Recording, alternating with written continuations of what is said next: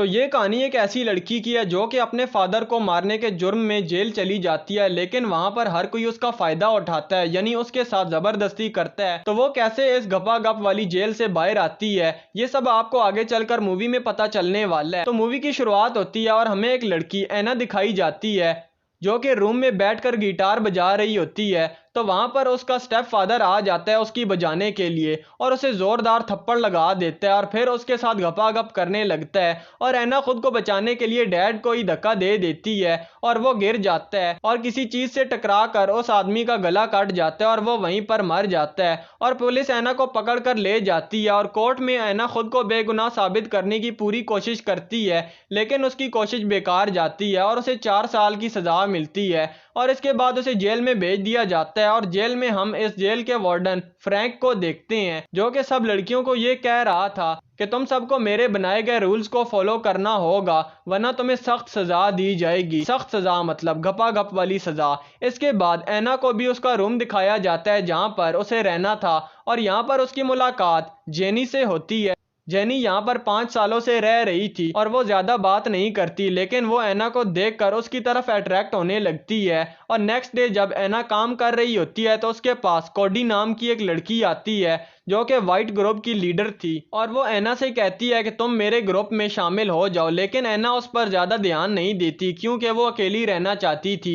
लेकिन कोडी कहती है कि यहाँ पर ऐसा नहीं चलेगा, अगर तुम अकेली रहोगी तो बाकी सब कैदी तुम्हारे साथ बहुत ही गलत सलूक करेंगे, यानी तुम्हारा होल ब्लैक होल भी बन सकता है। लेकिन ऐना मना कर देती है तो कोडी को उस पर बहुत ज्यादा गुस्सा आ जाता है और जब ऐना सफाई कर रही होती है तो वहां पर व्हाइट ग्रुप की लड़कियां आकर उसे बहुत ज्यादा मारती हैं क्योंकि ऐना ने कोडी की बात नहीं मानी थी। लेकिन ऐना फ्रैंक के पास चली जाती है क्योंकि वो इस जेल का वार्डन था और कोडी की शिकायत करती है, लेकिन फ्रैंक उसकी बात पर ज्यादा ध्यान नहीं देता और कहता है कि मैं तुम्हारी मदद तो कर सकता हूं लेकिन बदले में मुझे भी कुछ मिलना चाहिए। और फिर वो ऐना को गलत तरीके से टच करने लगता है। तो ऐना समझ जाती है कि फ्रैंक का प्रैंक बहुत भारी पड़ेगा क्योंकि वो ऐना की ट्रैंक लेना चाहता है। तो ऐना वहां से चली जाती है और वो अपने रूम में जाकर रोने लगती है। तो जेनी उसके पास आकर उसे दिलासा देती है और उसे इस सब की आदत डालने के लिए कहती है और उसे किस भी कर लेती है और ऐना को भी ये सब कुछ बहुत ही अच्छा लगता है और फिर वो भी जेनी के साथ टपाटप कर देती है। अगले दिन जब ऐना काम कर रही होती है तो ब्लैक ग्रुप की एक लड़की आकर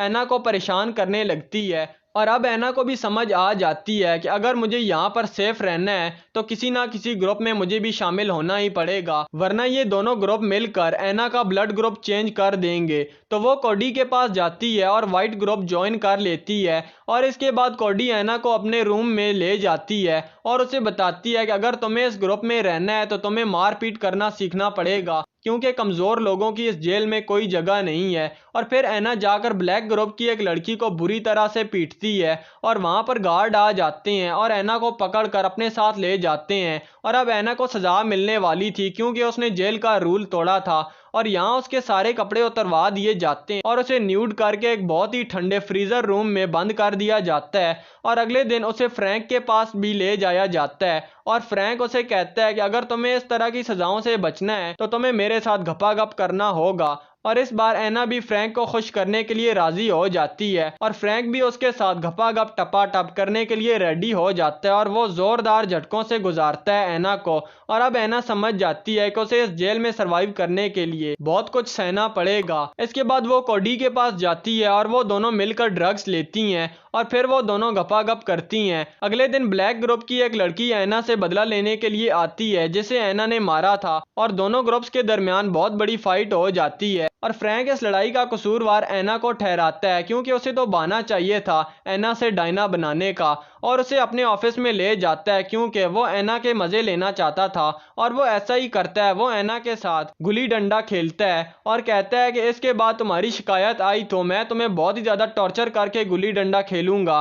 और अब ऐना इससे परेशान हो गई थी कि फ्रैंक के प्रैंक तो खत्म ही नहीं हो रहे, फ्रैंक तो मेरे होल को गोल करने के बहाने ढूंढता है और अगर ऐसा ही चलता रहा तो मेरे होल को ब्लैक होल बना देगा ये लड़का। इसलिए परेशानी की हालत में वो नशा करती है और वो ड्रग्स का ओवरडोज लेती है। तो कोडी उसे समझाती है लेकिन वो कोडी को इग्नोर करती है और नशा करने लगती है। तो कोडी उसे अपने ग्रुप से निकाल देती है। तो जब ब्लैक ग्रुप को पता चलता है कि ऐना को कोडी ने अपने ग्रुप से निकाल दिया है तो वो ऐना से बदला लेने के लिए आती हैं और जमकर पिटाई करती हैं ऐना की।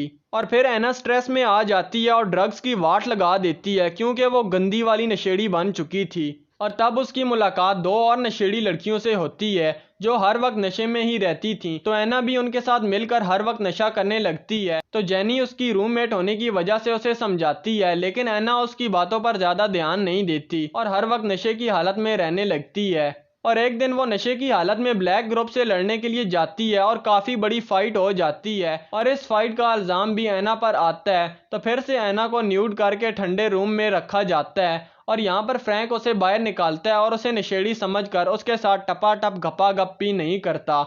और वहाँ से बाहर आकर ऐना फिर से ड्रग्स लेने लगती है और कोडी भी उसे देख लेती है और उसे रोकने की कोशिश करती है। और तभी वहाँ पर गार्ड आ जाते हैं और उनके साथ फ्रैंक भी होता है। तो यहाँ पर ऐना खुद को मारने की कोशिश करती है, लेकिन एक गार्ड उसे पकड़ लेता है और फिर से ऐना को फ्रीजर रूम में बंद कर दिया जाता है। और अब ऐना ड्रग्स की एडिक्ट बन चुकी थी और वो ड्रग्स ना मिलने की वजह से बहुत ज़्यादा बीमार हो जाती है। और जब उसे खाना दिया जाता है तो वो खाने की प्लेट तोड़कर अपने हाथ की नस काट लेती है और उसे मेडिकल रूम में रखा जाता है। और वहाँ पर नर्स ऐना का बहुत ही अच्छे से ख्याल रखती है और उसके ठीक हो जाने के बाद उसे वापस अपने रूम में भेज दिया जाता है और वो अपने शोल्डर पर बने वाइट ग्रुप के टैटू को भी मिटा देती है। तो जब कोडी को यह पता चलता है तो वो ऐना को मारती है और उसके फेस पर एक कट लगा देती है। तो जब ऐना मेडिकल रूम में थी तो फ्रैंक उससे मिलने के लिए आता है और गलत इरादों से उसे टच करता है और ये सब वहाँ पर खड़ी नर्स भी देख लेती है। और जब फ्रैंक चला जाता है तो वो ऐना से फ्रैंक के बारे में पूछती है तो वो उसे बताती है कि जेल में सभी लड़कियों में फ्रैंक अपना शेरू डाल देता है, यानी वो सबके साथ टपाटप करता है और ऐना तो उसे कुछ ज्यादा ही पसंद है, इसलिए वो ऐना के साथ टपाटप करने के नए नए बहाने ढूंढता है। तो वो नर्स फ्रैंक से कहती है कि मैं तुम्हारी सच्चाई सबको बता दूंगी। तो ये सुनकर फ्रैंक को गुस्सा आ जाता है और वो उस नर्स को मार डालता है। तो जब ऐना उस नर्स की डेड बॉडी देखती है